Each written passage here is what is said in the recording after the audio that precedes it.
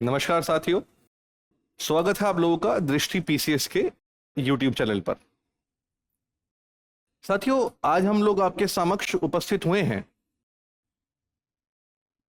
2018 में आयोजित आरपीएससी के द्वारा आरएएस की प्रारंभिक परीक्षा से पूछे गए अर्थव्यवस्था खंड से जो प्रश्न है उसका विश्लेषण करेंगे। साथियों, जो आप लोगों के लिए जो क्लास है, ये जो वीडियो है, ये जरूरी क्यों है?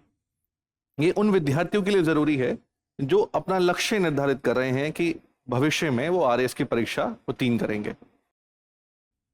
दोस्तों, आपको एक अप्रोच, एक स्ट्रैटेजी मालूम पड़ेगी कि हमें भविष्य में किन चीजों को ध्यान में रखना है जब हम आरएएस की रणनीति बना रहे होंगे। तो ये हर उस विद्यार्थी के लिए उपयोगी है जो भविष्य में आरएएस की परीक्षा देंगे। तो हम डिस्कस करने चलते हैं। सबसे पहला जो प्रश्न है हमारे बीच वो है राजस्थान के सामान्य थोक मूल्य सूचकांक का आधार वर्ष। आरपीएससी हर साल आधार वर्ष से संबंधित एक सवाल जरूर पूछता है। 2018 में दोस्तों पूछा गया डब्ल्यूपीआई से। डब्ल्यूपीआई होलसेल प्राइस इंडेक्स अर्थात थोक मूल्य सूचकांक। थोक मूल्य सूचकांक राजस्थान में 1957 से directorate of economics and statistics के द्वारा वीकली आंकड़ों को इकट्ठा कर मासिक स्तर पर जारी किया जाता है। साथियों, इसमें सिर्फ वस्तुओं को शामिल किया जाता है, सेवाओं को इसमें शामिल नहीं किया जाता। लेकिन वस्तुओं का भी वर्गीकरण 3 स्तर पर होता है। पहली वस्तुएं हैं प्राथमिक वस्तुएं, जिसमें कृषि और खनिज को शामिल किया जाता है। दूसरी वस्तुएं हैं ईंधन, शक्ति और प्रकाश। और तीसरी है विनिर्मित उत्पाद। राजस्थान के अगर दृष्टिकोण से देखें तो इसका वर्ष 1999 2000 इसका एक आधार वर्ष है। अगले प्रश्न की ओर बढ़े। राजस्थान में पहली बार निम्न में से किस परियोजना में फुआरा सिंचाई व्यवस्था को अनिवार्य किया गया था? अगर आप आर्थिक समीक्षा 2020-21 को भी पढ़ेंगे, जल संसाधन एक विषय है कृषि एवं संबंधित क्षेत्र का, तो उसमें भी ये योजना दी गई है और बहुत विस्तार से इसका एक विश्लेषण भी किया गया है। तो बहुत प्रमुख और बहुत इंपॉर्टेंट योजना है आपके लिए। इसे स्प्रिंकल भी कहा जाता है दोस्तों, और ये योजना नर्मदा कैनाल परियोजना का ही हिस्सा है, जो भारत की सबसे पहली बड़ी परियोजनाओं में से एक है। वृहद जो सिंचाई योजनाओं में से एक है ये नर्मदा कैनाल परियोजना, जिसे जालोर और बाड़मेर डिस्ट्रिक्ट के लगभग 2,46,000 कमांड क्षेत्र को लाभ इस क्षेत्र को मिलेगा दोस्तों। ठीक है, फिर आते हैं हम आगे अगले क्वेश्चन की ओर। राजस्थान में स्वावलंबन योजना का मुख्य उद्देश्य क्या है या उद्देश्य है? दोस्तों, कहा यह जाता है कि यह बहुत महत्वाकांक्षी योजना थी राजस्थान सरकार की, वहां के मुख्यमंत्री की। और इस योजना का मुख्य उद्देश्य था वह महिलाएं जो तलाकशुदा हैं, वह महिलाएं जो ग्रामीण स्तर पर रह रही हैं, वह महिलाएं जो विधवा हैं, वह निर्धन महिलाएं, उन सब के लिए योजना बनाई गई थी ताकि उनके जीवन स्तर में सुधार किया जा सके। तो इसका आपको पहला ही ऑप्शन जो है आपको आपका उत्तर मिल जाएगा। तो इसका जो उत्तर है वो है आपका फर्स्ट। आपको और पढ़ने की जरूरत ही नहीं होगी। हम देखते हैं अपने अगले क्वेश्चन की ओर। 11वीं पंचवर्षीय योजना में किस पर जोर दिया गया था? जोर का मतलब हुआ उस योजना का उद्देश्य क्या है। दोस्तों, हमारे देश में 1950 में योजना आयोग की स्थापना की गई थी, और जो प्रथम पंचवर्षीय योजना थी वो 1951 से लेकर 1956 के लिए बनाई गई थी। योजना आयोग का एक उद्देश्य था कि सरकार 5 वर्षों के लिए एक अपना बड़ा लक्ष्य निर्धारित करे और हर वर्ष उस लक्ष्य को प्राप्त करने के लिए छोटे छोटे लक्ष्य निर्धारित करे ताकि हम बड़े लक्ष्य तक पहुंच सके। 11वीं पंचवर्षीय योजना जो समय सीमा थी उसकी, वह थी 2007 से लेकर 2012। योजना आयोग के अध्यक्ष हमेशा प्रधानमंत्री होते हैं और 11वीं पंचवर्षीय योजना के अध्यक्ष थे डॉक्टर मनमोहन सिंह। हम एक एक करके देख लेते हैं कि कौन सी जो ऑप्शन है वो हमारे लिए बिल्कुल सुटेबल साबित होगा। सबसे पहले अगर हम बात करते हैं तो सामाजिक न्याय के साथ आर्थिक समृद्धि। दोस्तों, ये 9वीं पंचवर्षीय योजना का उद्देश्य था। आर्थिक समृद्धि एवं मानवीय विकास, 8वीं पंचवर्षीय योजना में इस उद्देश्य को शामिल किया गया था, जिसपे टोटल फोकस जो था वो सरकार का मानवीय विकास के ऊपर था, ह्यूमन रिसोर्स डेवलपमेंट के ऊपर था। अधिक तीव्र एवं ज्यादा समावेशी समृद्धि, मतलब हम यहां पर इंक्लूसिव ग्रोथ की बात कर रहे हैं।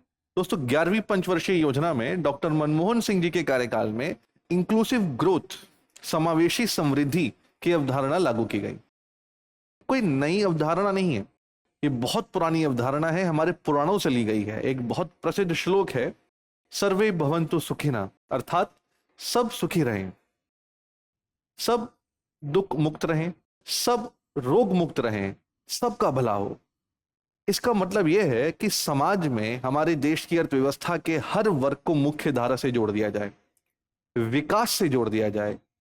बेसिक नेसेसिटीज, जो मूलभूत आवश्यकताएं हैं, चाहे वो रोटी हो, कपड़ा हो, मकान हो, शिक्षा हो, स्वास्थ्य हो, बैंडविड्थ हो, और भी कोई चीज हो, वो सब उनको उपलब्ध हो। समावेशी समृद्धि का स्पष्ट और साधारण शब्दों में तात्पर्य है कि हमारे समाज के वो निचले दबके, जो 10 या 15% जो लोग हैं, उनका विकास होना, उनके जीवन स्तर में एक सकारात्मक बदलाव आना, उनके जीवन में मात्रात्मक और गुणात्मक परिवर्तन देखना। ठीक है दोस्तों, तो यहां पर जो ये 11वीं पंचवर्षीय योजना का उद्देश्य था वह था ये। और चौथा भी हम पढ़ लेते हैं, तीव्रतर, धारणीय तथा और अधिक समावेशी समृद्धि।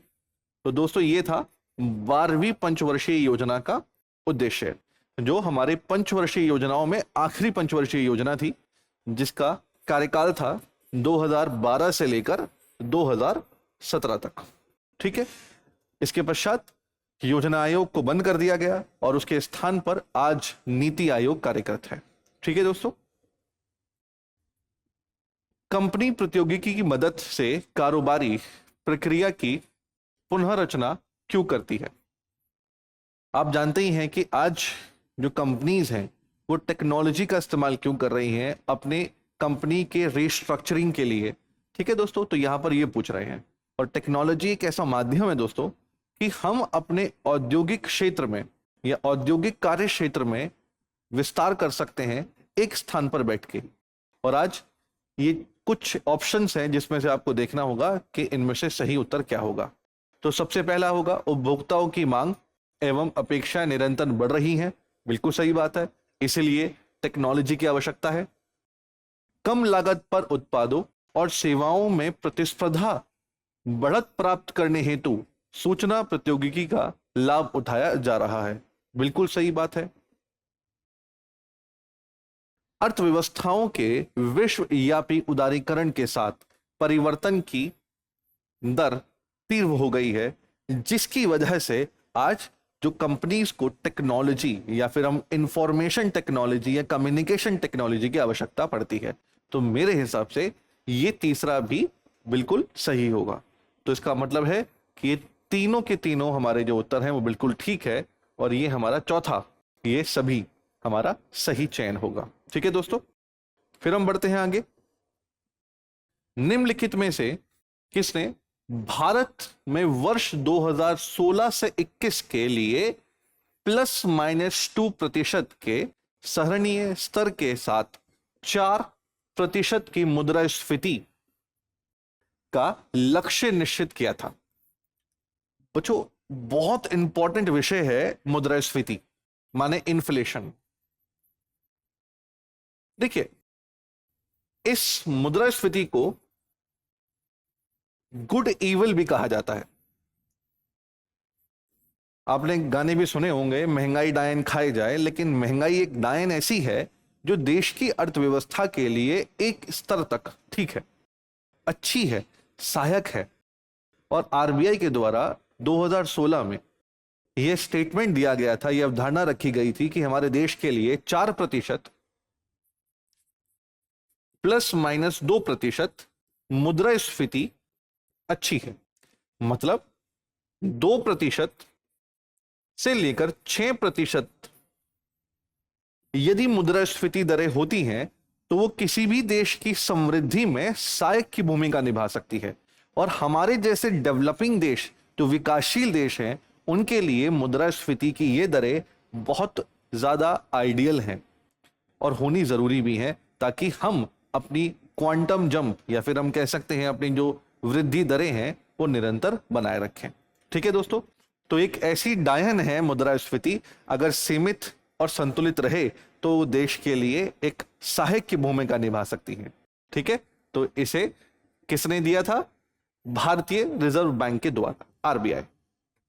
ठीक है, बढ़ते हैं हम अगले क्वेश्चन की ओर। भारत में संगठित मुद्रा बाजार का अत्यधिक अस्थिर भाग है।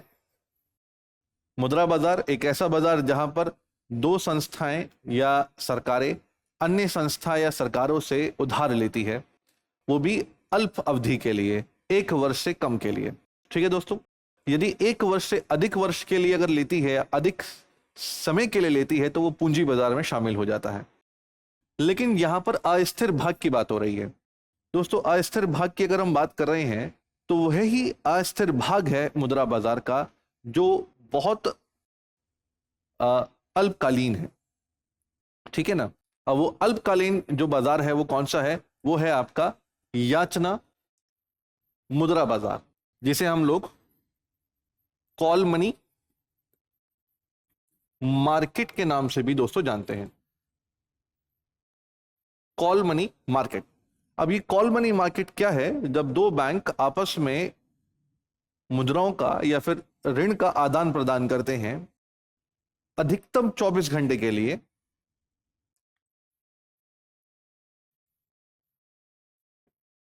एक दिन या एक रात या अधिकतम 24 घंटे के लिए, तो उसी को हम लोग कॉल मनी मार्केट कहते हैं। यदि एक बैंक दूसरे बैंक से उधार लेता है और उस उधार के जरिए जो वो ब्याज चुकाता है, ठीक है ना, उसी को हम लोग यात्रा मुद्रा बाजार का ब्याज दर कहते हैं, जो बहुत ज्यादा अस्थिर है। दिन पे दिन डिमांड के अनुसार वो बदलता रहता है। यदि डिमांड ज्यादा है तो ब्याज दर ज्यादा होगी, अगर डिमांड कम है तो ब्याज दर कम होगी। तो यही संगठित मुद्रा बाजार का सबसे अस्थिर भाग है दोस्तों। तो यह है आपका सही उत्तर। ठीक, नेक्स्ट ये क्वेश्चन बहुत इंपॉर्टेंट है, बहुत जरूरी है आपको। अगर आपके कोर कंसेप्ट क्लियर है अर्थव्यवस्था के, तो आप इसे बहुत आराम से कर सकते हैं। अभिकथन ए कहता है कि समग्र आपूर्ति वक्र में वितरण के कारण लागत प्रेरित स्फीति होती है। लागत प्रेरित स्फीति मतलब यहां पर जो मुद्रास्फीति है वो लागत के बढ़ने की वजह से हो रही है। अब लागत बढ़ती है कब? जब उत्पादन की लागत के कारकों के मूल्य बढ़ जाएं या उनके दाम बढ़ जाएं। अब उत्पादन के कारक क्या है दोस्तों? भूमि, उसका किराया बढ़ जाए, श्रम, उसकी मजदूरी बढ़ जाए, उद्यमशीलता, उसका लाभ बढ़ जाए, पूंजी, उसका ब्याज बढ़ जाए। अगर इन चारों में कोई परिवर्तन होता है या इसमें वृद्धि होती है तो उत्पादन लागत बढ़ जाती है दोस्तों। और उत्पादन लागत बढ़ने से वस्तुओं और सेवाओं के मूल्य में भी परिवर्तन होता है या वृद्धि होती है। उस वृद्धि को हम लोग कहते हैं लागत प्रेरित स्फीति, जो किसी भी देश के लिए या किसी भी देश की अर्थव्यवस्था के लिए अच्छी नहीं है। हाँ, मांग प्रेरित मुद्रास्फीति देश के लिए अच्छी होती है, क्योंकि मांग प्रेरित मुद्रास्फीति किसी भी देश में, किसी भी देश की अर्थव्यवस्था में उत्पादन को प्रेरित करती है, उत्पादन को प्रोत्साहित करती है। लेकिन लागत प्रेरित देश के लिए अच्छी नहीं होती। लेकिन हमारा सवाल ये नहीं है, हम लोग सिर्फ इसके कंसेप्ट को समझ रहे थे। अब हम इसका कारण देख लेते हैं। मजदूरी में वृद्धि के कारण, बिल्कुल सही बात, मैंने आपको क्या कहा अभी आपको मैंने समझाया कि उत्पादन के जो कारक हैं, यदि उसके दामों में वृद्धि होती है, परिवर्तन होता है, तो उसके कारण जो होने वाली मुद्रास्फीति है वही कहलाती है लागत प्रेरित स्फीति। और ये क्यों होती है? यह है मजदूरी में वृद्धि के कारण जो समग्र आपूर्ति में जो परिवर्तन होता है उसको ये यहां पर दिखाया गया है। तो ये जो अभिकथन है ये भी बिल्कुल ठीक है और इसका ये सही स्पष्टीकरण है।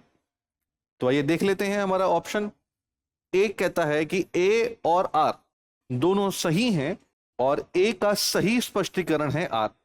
बिल्कुल सही, हमें और ऑप्शन पढ़ने की जरूरत ही नहीं है, हमारा यहां पर उत्तर आ गया एक। ठीक है, नेक्स्ट, किसे जीएसटी वस्तु एवं सेवा कर के दायरे के अंदर रखा गया है? दोस्तों 1 जुलाई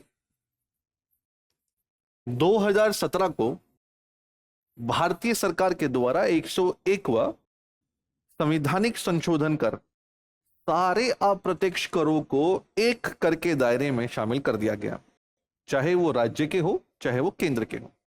परंतु कुछ ऐसी वस्तुएं थी या कुछ ऐसे कर थे जिन्हें जीएसटी के दायरे में शामिल नहीं किया गया, और इसके पीछे का तर्क है कि राज्यों की जो आय के स्रोत हैं वो यहां पर बंद हो जाएंगे, या कहें कि राज्य पूरी तरीके से केंद्र पर निर्भर हो जाएंगे। इस निर्भरता को कम करने के लिए राज्य के द्वारा कुछ ऐसे कर थे जो जीएसटी के दायरे में शामिल नहीं करवाए गए। सबसे पहला वो कर कौन सा था? मानवीय उपभोग के लिए शराब, जिसे जीएसटी के दायरे में नहीं रखा गया और आज भी नहीं रखा गया था। विद्युत, इसको भी शामिल नहीं किया गया। पेट्रोलियम उत्पाद अभी चर्चा का विषय बना हुआ था। आप जानते ही हैं कि हर राज्य में पेट्रोल की जो दाम है वो आसमान छू रहे हैं। हमारे राजस्थान में तो 110 पार भी चले गए थे। और आप ये भी जानते हैं कि इस समय पर सुर्खियों में ये था कि पेट्रोल को कुछ राज्यों की डिमांड थी और केंद्र की भी डिमांड ये थी कि पेट्रोल और पेट्रोलियम वस्तुओं को जीएसटी के दायरे में शामिल कर दिया जाए। और जब इसे जीएसटी के दायरे में शामिल कर दिया जाएगा तो इस पे जीएसटी लगेगा, जो राज्य अपनी मनमानी से जो कर लगा रही हैं पेट्रोलियम वस्तुओं पर वो नहीं लगा सकेंगी, जिससे पेट्रोलियम की जो दाम है वो हर राज्य में एक जैसे हो जाएंगे और पेट्रोलियम के दाम कम भी हो जाएंगे। ठीक है, लेकिन सहमति नहीं बन पाई और कुछ राज्यों ने कहा कि हम पेट्रोलियम वस्तुओं को आज भी जीएसटी में शामिल नहीं करवाना चाहते। ठीक है, लेकिन घी को शामिल किया गया है, इन तीनों को शामिल नहीं किया गया। तो यह हमारा सही उत्तर है। नेक्स्ट है, निम्न में से कौन सा केंद्रीय बजट के राजस्व खाते में सम्मिलित नहीं किया जाता है? दोस्तों बजट को ना 2 खातों में विभाजित किया जाता है। एक राजस्व खाता और दूसरा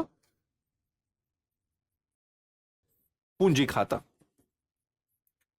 दोस्तों जब हम लोग राजस्व खाता और पूंजी खाते के वर्गीकरण को देखते हैं तो वह मदें राजस्व खाते में शामिल की जाती हैं जिनके आने से या जाने से, माने प्राप्ति से या व्यय से, देश की अर्थव्यवस्था में ना ही संपत्तियों पर ना ही देयताओं पर कोई प्रभाव पड़ता है, प्रत्यक्ष या अप्रत्यक्ष भी।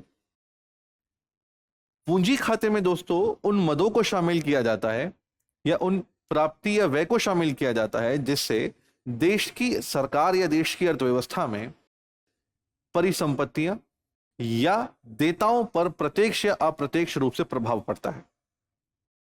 अगर हम लोग प्राप्तियों की ही बात कर लेते हैं तो राजस्व खाते की जो प्राप्तियां हैं वो 2 हिस्सों में बटी हुई है। एक तो कर प्राप्तियां और एक गैर कर प्राप्तियां। कर प्राप्तियां में जो सरकार को जो सारे कर प्राप्त हो रहे हैं, जीएसटी है, इनकम टैक्स है, वो सब इसमें शामिल है। और गैर कर प्राप्तियां जैसे पेनल्टी है, चालान है, ब्याज की प्राप्ति है, ये सब शामिल की जाती हैं। अब इन सारी मदों को अगर आप इनका मूल्यांकन करेंगे तो इनसे ना ही देश की कोई परिसंपत्तियों का निर्माण हो रहा है और ना ही देयताओं पर कोई प्रभाव पड़ रहा है। लेकिन जब हम लोग बात करते हैं पूंजी खाते की, हम किसी अन्य संस्था या देश से उधार लेते हैं तो वह पूंजी खाते की प्राप्तियों में शामिल किया जाता है। अगर हम किसी से उधार ले रहे हैं तो हमारे देयता बढ़ते हैं, यदि हम उस उधार को चुकाते हैं तो वह हमारे देयता कम कर देते हैं। तो साथियों एक इस तरीके के एक विश्लेषण को समझना बहुत जरूरी है कि राजस्व खाते में उन मदों को शामिल किया जाता है जो लगभग हम परिसंपत्तियां और देयताओं पर कोई प्रभाव प्रत्यक्ष या अप्रत्यक्ष रूप से नहीं डालते हैं। तो सबसे पहला आता है ब्याज की प्राप्तियां, ये भी राजस्व खाते में शामिल की जाती हैं। कर प्राप्तियां, ये तो राजस्व प्राप्तियां ही हैं या कहें कि राजस्व खाते का एक बहुत महत्वपूर्ण मद है। सरकारी विभागों और सार्वजनिक उपक्रम से प्राप्त लाभ और लाभांश, यदि कोई सरकार या हमारे देश की सरकार किसी कंपनी में उसकी हिस्सेदारी खरीदती है, उसकी इक्विटी खरीदती है, तो उसे हम लोग कहेंगे निवेश। ठीक है, उसे हम लोग पूंजी खाते में रखेंगे, पूंजी खाते के व्यय के मदों के अंदर, क्योंकि हमारा पैसा गया है लेकिन हमारी संपत्तियों का निर्माण हुआ है। लेकिन यदि उस निवेश से हमें लाभ प्राप्त होता है या उससे लाभांश प्राप्त होता है, उसी को हम रखेंगे किसके अंदर? राजस्व खाते के शामिल में। ठीक है दोस्तों, और यहां पर चौथा आता है हमारा अल्प बचतें, जिससे हमारी संपत्तियों का निर्माण होता है, जिसे हम लोग पूंजी खाते में शामिल करते हैं। तो जाहिर सी बात है कि इसमें से सिर्फ अल्प बचत एक ऐसा विषय है या ऐसा ऑप्शन है हमारे पास जिसे हम लोग राजस्व खाते में शामिल नहीं करेंगे। ठीक है, नेक्स्ट क्वेश्चन की तरफ बढ़ते हैं। वर्ष 2016-17 के दौरान भारत में विदेशी प्रत्यक्ष विनियोग के इक्विटी अंतर्प्रवाह के योगदान के संदर्भ में निम्न में से कौन सा देश शीर्ष पर है? दोस्तों यहां पर हम बात कर रहे हैं एफडीआई के बारे में। ठीक है, हम यहां बात कर रहे हैं एफडीआई के बारे में, और जब हम एफडीआई के बारे में बात करते हैं तो यहां पर वह निवेश के बारे में बात कर रहे हैं जो विदेशी मुल्कों से हमारे देश में आई है, और भारतीय कंपनियों में 10% से अधिक हिस्सेदारी के अंदर वो निवेश आता है। उसी को हम लोग एफडीआई की श्रेणी में रखते हैं। 10% से कम की हिस्सेदारी में अगर निवेश करते हैं तो उसे हम लोग कहते हैं एफआईआई, फॉरेन इंस्टीट्यूशनल इन्वेस्टर्स। इसका सही उत्तर 2016 के 17 के संदर्भ में तो है दोस्तों मॉरिशस, लेकिन आज हम लोग आज के संदर्भ में बात करें तो 2020-21 के संदर्भ में देखा जाए तो 2021 में वर्तमान में अगर हम लोग आज अपने देश की स्थिति का मूल्यांकन करें तो आज इतिहास में अब तक हमारे देश में इतना विदेशी मुद्रा भंडार नहीं रहा जितना इस वक्त मौजूदा स्थिति में है। हम लोग लगभग 500 बिलियन डॉलर से ज्यादा पार कर चुके हैं अपने विदेशी मुद्रा भंडार में, और यही वो विदेशी मुद्रा भंडार है जिसे 1991 में हमारे देश में बिल्कुल इसे खत्म कर दिया गया था, या कह दीजिए कि जो बिल्कुल खत्म हो गया था, जिसकी वजह से हमारे देश में आर्थिक सुधार लागू किए गए थे। आज दुनिया भर के निवेशकों का भरोसा भारत बन चुका है, भारत एक निवेश का केंद्र बन चुका है। कहीं ना कहीं इसमें भारतीय सरकार की वर्तमान परियोजनाएं हैं, योजनाएं हैं जो इसके लिए कहें तो जिम्मेदार हैं। लेकिन आज अगर हम देखते हैं एफडीआई का सोर्स और कौन से देशों से सबसे ज्यादा एफडीआई हमारे देश में आती है, तो आज पहले स्थान पर है सिंगापुर। लगभग 17 बिलियन डॉलर के आसपास की एफडीआई वर्ष 2020-21 में हमारे देश में सिंगापुर से आई। दूसरे स्थान पर जो हमें ज्यादा समझने की जरूरत है, 2017 से ही, मतलब 16-17 के बाद 17-18 से ही मॉरिशस को रिप्लेस कर दिया था सिंगापुर ने, और लगातार पिछले 3-4 सालों में सिंगापुर नंबर 1 स्थान पर बना हुआ है। 2020-21 में दूसरे स्थान पर मॉरिशस से पिछाड़कर आ गया है दूसरे स्थान पर यूएसए। लगभग 13 बिलियन डॉलर का एफडीआई हमारे देश में सिर्फ यूएसए से आया है 2020-21 में। तीसरे स्थान पर है मॉरिशस, लगभग 5 बिलियन डॉलर का निवेश, और चौथे स्थान पर है यूएई।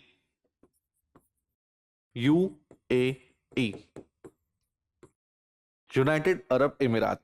ठीक है दोस्तों, लगभग 4 बिलियन डॉलर, 4 से 4.5 बिलियन डॉलर के लगभग का जो निवेश है वो 2020-21 में हमारे देश में यूएई से हमें प्राप्त हुआ। ठीक है, आज दुनिया भर की फेवरेट डेस्टिनेशन, इन्वेस्टमेंट डेस्टिनेशन बन चुका है भारत, जिसके पीछे का कई ऐसे कारण भी हैं, या कह सकते हैं कि भारतीय सरकार की आत्मनिर्भर भारत परियोजना है जिससे दुनिया भर के निवेशक भारत पर भरोसा दिखा रहे हैं। ठीक है दोस्तों, नेक्स्ट आगे हम बढ़ते हैं अपने नेक्स्ट क्वेश्चन की ओर। हाल ही में के वर्षों में राजस्थान के बजट की राजस्व प्राप्तियों में निम्न में से कौन सा मद सर्वाधिक राजस्व प्रदान कर रहा है? ये बात हो रही है दोस्तों 2018 की, तो हम उसी के संदर्भ में इसका उत्तर देखते हैं, और वह है राज्य का कर राजस्व।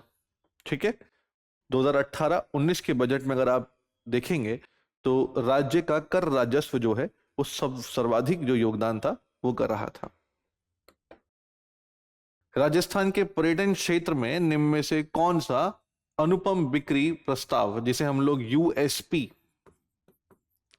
यूनिक सेलिंग ऑफर के नाम से ठीक कहते हैं, बेसिकली ये किसी भी देश की एक यूएसपी है, मतलब किसी भी प्रदेश की यूएसपी, उसकी खास बात ये खासियत होती है। जो राजस्थान के पर्यटन क्षेत्र की खासियत क्या है जो यह सबसे ज्यादा आकर्षित करती है पर्यटकों को? सबसे पहले हम बात करते हैं पैलेस ऑन व्हील्स, ठीक है ना, जिसमें शाही रेलगाड़ी है, जो एक बहुत बड़ा आकर्षण का केंद्र है राजस्थान में पर्यटकों के लिए।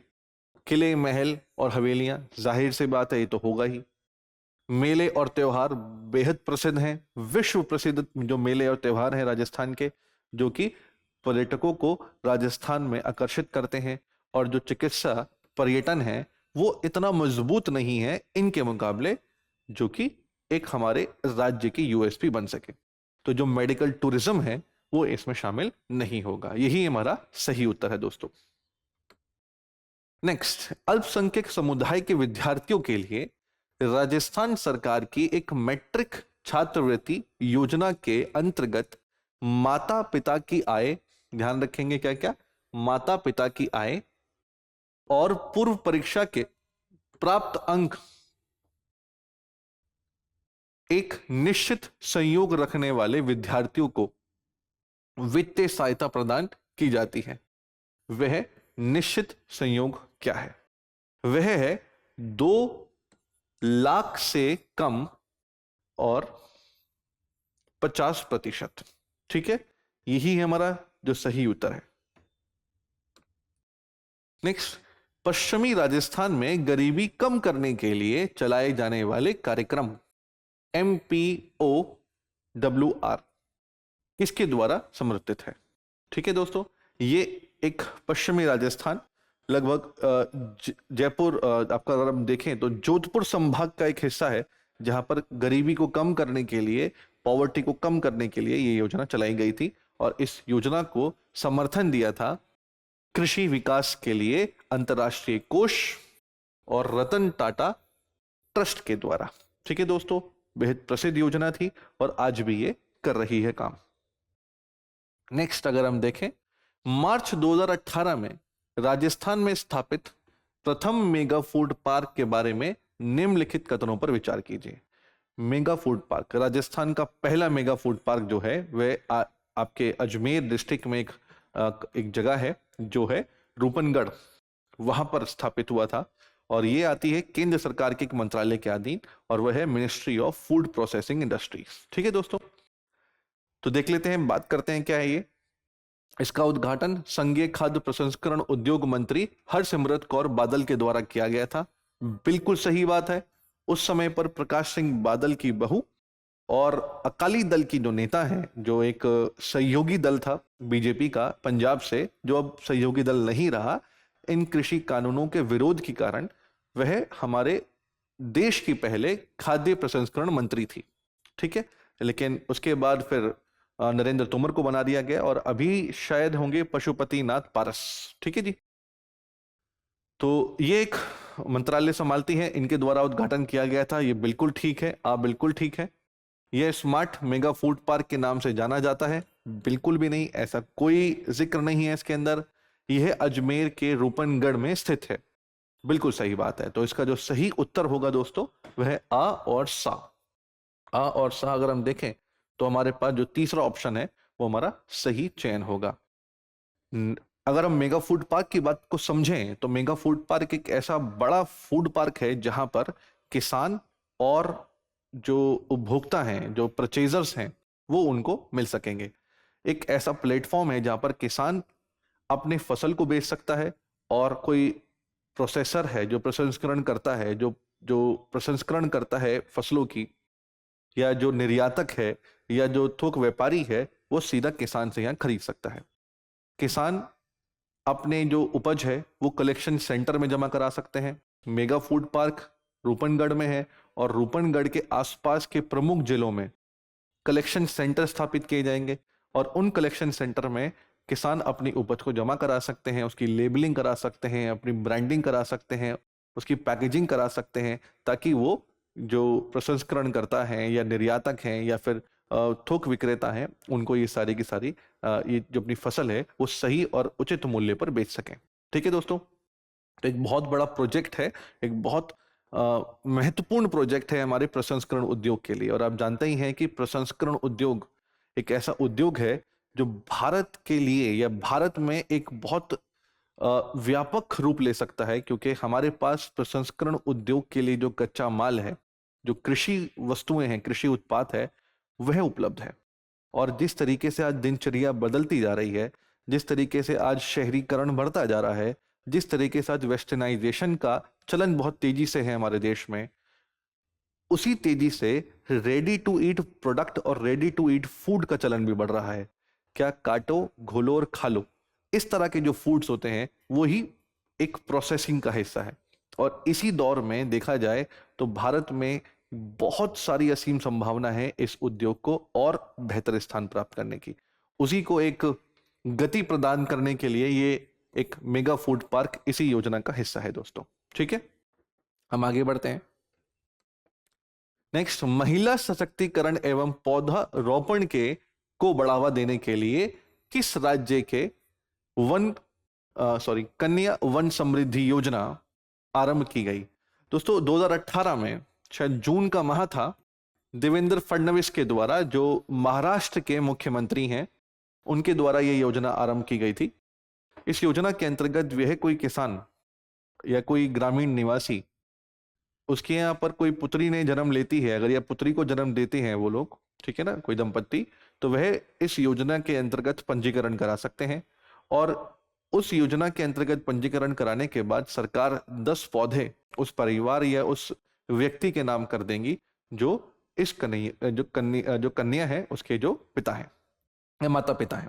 ठीक है, तो ये महाराष्ट्र सरकार के द्वारा चलाई गई एक बहुत महत्वपूर्ण और बहुत कह सकते हैं कि एक बहुत महत्वाकांक्षी योजना थी, जिससे 2 उद्देश्य पूरे होते हैं एक साथ। एक तो महिला सशक्तिकरण उद्देश्य पूरा होता है और एक पौधारोपण। ठीक है दोस्तों, नेक्स्ट अगर हम बात करते हैं आगे, हाल ही में पूर्वोत्तर राज्यों में से एक राज्य की राजधानी को आवास और शहरी मामलों के मंत्रालय के द्वारा 100वां स्मार्ट सिटी घोषित किया गया है। वह राज्य कौन सा है? सीधा सीधा क्वेश्चन अगर हम समझें तो 100वां स्मार्ट सिटी हमारे देश में कौन सा है और किस शहर को इसमें शामिल किया गया है? और वो है शिलोंग। दोस्तों शिलोंग राजधानी है मेघालय की, तो वह राज्य है मेघालय, और शिलोंग है वह शहर जो 100वां स्मार्ट सिटी शहर है। राजस्थान के संदर्भ में दोस्तों अगर हम बात करें, राजस्थान के संदर्भ में अगर हम दोस्तों बात करें तो राजस्थान से 4 ऐसे जिले हैं या 4 ऐसे शहर हैं जिसे स्मार्ट सिटी की सूची में शामिल किया गया है। एक जयपुर,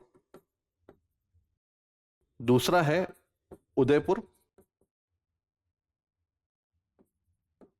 ठीक है, तीसरा है अजमेर और चौथा है कोटा। ठीक है, तो ये 4 शहर हैं जिन्हें शामिल किया गया है स्मार्ट सिटी प्रोजेक्ट के अंतर्गत। नेक्स्ट अगर हम देखें आगे, भारत सरकार ने वर्ष 2022 तक कितनी सौर ऊर्जा या सौर अक्षय ऊर्जा, या अगर हम बात करें अक्षय ऊर्जा की भी अगर मैं बात कर रहा हूं, ठीक है ना, हासिल करने का लक्ष्य रखा है? तो वह है 100 गीगावाट। और आप जानते ही हैं कि अभी जलवायु परिवर्तन कितना महत्वपूर्ण विषय है। क्लाइमेट चेंज एक बहुत इंपॉर्टेंट टॉपिक बन चुका है, करंट में एक बहुत हॉट टॉपिक है इस समय पर, क्योंकि अभी कॉन्फ्रेंस ऑफ पार्टी 26 हुई है, ठीक है, जिसमें प्रधानमंत्री भी हिस्सा लेने गए थे, जिसमें भारतीय प्रधानमंत्री श्री नरेंद्र मोदी जी के द्वारा पंचामृत की अवधारणा रखी गई और यह कहा गया है कि 2070 तक भारत शुद्ध शून्य कार्बन उत्सर्जन देश बनेगा। 2070 तक, 2050 तक लक्ष्य रखा गया है कुछ और देशों के द्वारा, लेकिन भारत 2070 तक यह लक्ष्य प्राप्त करेगा। 2030 तक कहा गया है प्रधानमंत्री जी के द्वारा कि हम जितनी हमारी आवश्यकता है ऊर्जा की, उसकी आवश्यकताओं की पूर्ति का लगभग 50% हिस्सा हम 2030 तक पूरा करेंगे अक्षय ऊर्जा से, रिन्यूएबल एनर्जी से। तो एक बहुत बड़ा फैसला, एक ग्रीन जीडीपी या ग्रीन इकोनॉमी की ओर। और ये बहुत कह सकते हैं कि इम्पोर्टेंट एक टॉपिक है आपके आने वाले जो मुख्य परीक्षा है उसके लिए, और इस समय पर बड़ा चर्चा का विषय है, ताकि हमारे जो पूरा विश्व है वो इस समय पर एक सस्टेनेबल डेवलपमेंट की चुनौतियों से गुजर रहा है। बेटा, सस्टेनेबल डेवलपमेंट चाहता है दुनिया में, हर देश चाहते हैं कि जो डेवलपमेंट हो, जो विकास हो, वो सतत हो, टिकाऊ हो, भविष्य तक टिके। अब ऐसा विकास जो पर्यावरण की कीमतों पर किया जाए वो टिकाऊ नहीं है, वो अगली पीढ़ी तक नहीं जा पाएगा। ठीक है, तो जो भी विकास देश कर रहे हैं वह सतत करें, वह पर्यावरण फ्रेंडली करें। ठीक है दोस्तों, तो ये थे आपके कुछ ऐसे क्वेश्चंस जो आपसे 2018 के प्रारंभिक परीक्षा में पूछे गए थे। उम्मीद करता हूं जो मैंने आप लोगों को समझाने की कोशिश की है, जो हमने इन क्वेश्चंस का विश्लेषण किया है, वो आपके लिए उपयोगी होगा। मिलते हैं आप लोगों से अगली क्लास में, अगली वीडियो में। Thank you so much.